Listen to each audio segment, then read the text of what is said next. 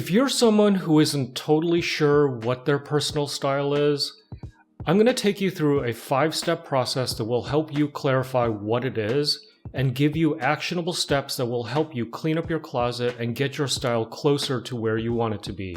And even if you feel like you know what your style is, I think it's helpful to use this approach from time to time in order to refresh your look. Everyone's style preferences can change, sometimes abruptly and sometimes gradually, and I think it's important to apply a critical eye to how you articulate your style just to make sure you can feel as good as you can in how you present yourself to the world. I use this approach myself, and it's worked really well for me. And in the spirit of Peter's Prism, this is just one more facet where designing with intention can improve the quality of your day-to-day life. Lastly, I've put all of this in a downloadable PDF, which you can find a link to in the description for this video. Looking at the process in this way might be a helpful source of motivation if you, like me, like to see concrete, actionable steps to getting anything completed. The approach we're going to take is pretty straightforward. We'll start by taking a look at where our closet is today, and I'll be using my own closet as an example. We'll consider the clothes we always reach for and acknowledge those we might have to part ways with. And then we're going to look for inspiration to find our aspirational closet. We'll do everything from flipping through actual paper magazines to people watching, to using Instagram and Pinterest. The overlap of where we are today versus what we aspire to will help us create an action list for how we get to our personal style. Alright, step 1, assess your closet. Scrutinize everything in your closet, item by item. Identify what you always wear and reach for and move that to one section. And everything you only occasionally wear, move to another section. Everything you don't wear or rarely wear, move to a different pile altogether. You'll separate this group into donations or items to sell on the secondary market. And if you're someone who cannot commit themselves to selling on the secondary market, just forget it and put it into the donation pile, because what you don't want to happen are these items to create clutter that you never deal with. Now, looking at what you have left, come up with a few ways to describe the styles that emerge for you. This step identifies what you're starting with in terms of your personal style. With what you have at this point, try to identify some themes and write these down. Be as descriptive as possible when filling out the descriptors column. For me, a lot of my go-to clothes fall under the category of traditional, minimal, utilitarian, military-inspired, or Japanese Americana. Call out favorite representative pieces. There's a reason why these are your go-tos, and they should form the foundation of your personal style. Mine are gray flannel pants, military-ish outerwear, blue chore jackets, black lace-ups. Next, boil down the color palette. What are the predominant colors you see? For me, it's navy blue, grays, browns, beiges, and blacks.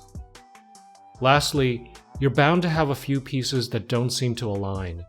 I think of these as wildcards that become part of your wardrobe that really individualizes your personal style. They can be colors, patterns, anything that seems to stick out. Mine are items that have either a lot of color or a lot of pattern. Step 2. Find aspirational looks. I think it's important to call out here to not limit yourself. Cast your inspiration net as widely as possible with all of these approaches. Start a new Pinterest board for your personal style. You can use the descriptors you jotted down in step 1 as search terms and pin looks that appeal to you. Don't try to find carbon copies of looks you already have, though. Use these descriptors as jumping off points to see how others incorporate similar ideas. And if the terms you're using are too specific, go broader and also use the hashtags and suggested keywords that Pinterest feeds you. Try using a specific color or garment type as a search term as well.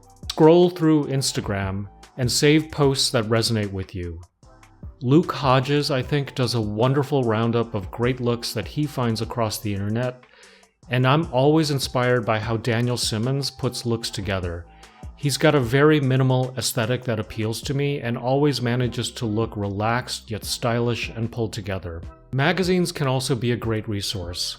I recently dropped by Kino Kuniya Books and Casa Magazines here in New York City and got these Japanese flat lay magazines. These are great in that they cover lots and lots of different styles that can be a great source of inspiration. These types of magazines are also available on eBay in case you don't have a magazine retailer, and I find that older editions are just as good for style reference. People watching. Go to a busy part of the city and see what looks catch your eye. If you feel comfortable doing so, stop and ask to take a picture, or you can do it very discreetly, or just take notes.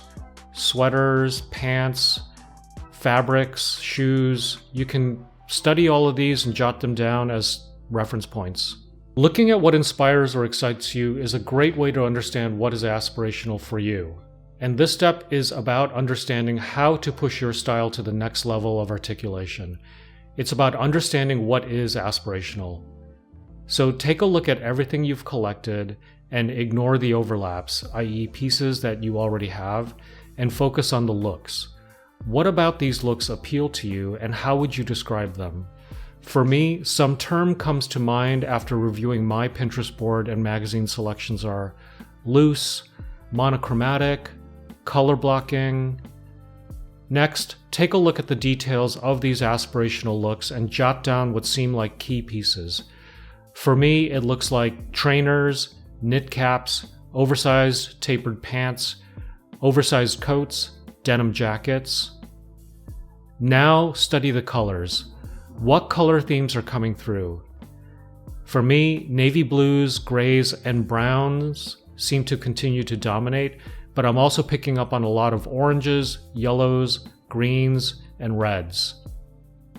And then of course there are the wild cards.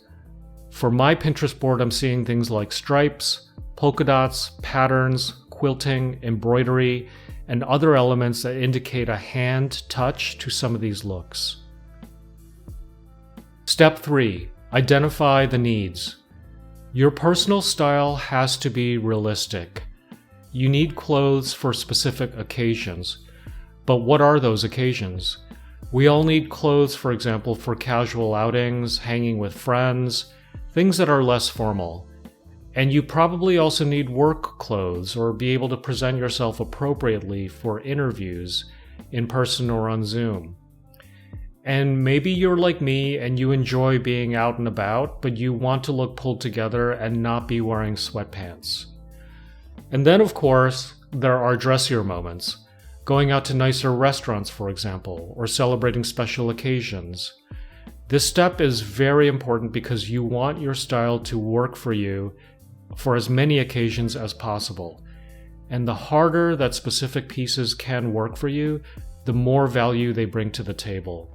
For me, for example, Oxford cloth button-up shirts are maybe the hardest working garments I own. I can dress them up or down, wear them alone or with a sweater, in a casual environment or to an interview.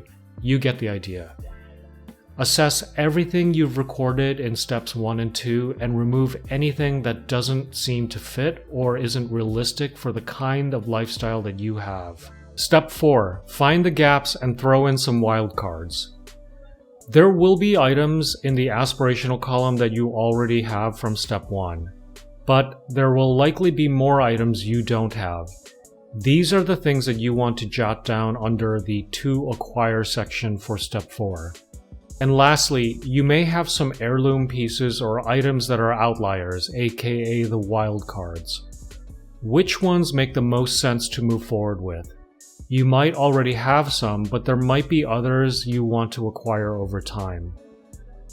This step is important because where there are gaps will become what you need to acquire, and there's no need to buy everything at once.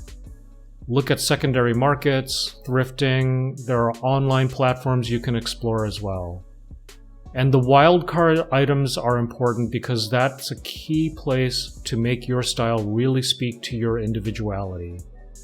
For example, I might be a minimalist and a monochromatic kind of person, but maybe there's a pop of color in the form of a scarf that a friend knitted for me that makes the look a bit more unique. Or perhaps it's a vintage watch or an embroidered sweater. You get the idea. Step 5. Your personal style. So to recap, you've figured out what already works for you and you can articulate why. Next, you understand what you aspire to and you can explain what that is. Third, you're realistic and you assessed where all of these things can work in your day-to-day life. Fourth, you understand where the gaps are that are keeping you from realizing your aspirational looks. And you've personalized your style with things that have meaning for you. Heirlooms, color, pattern, accessories, memories. Now, looking at all of the documentation that you've created so far, think about how you'd describe your personal style. What about it is foundational? What personalizes it? For me, it's a modern take on classic Americana, punctuated by craft, color, or pattern. And last but not least, I've identified pieces that I intend to sell on Grailed or other online platforms, as well as a bunch of clothes I'll be taking to the local Goodwill. Don't dawdle on these action items because the longer you wait, the less likely you'll clear this clutter from your closet.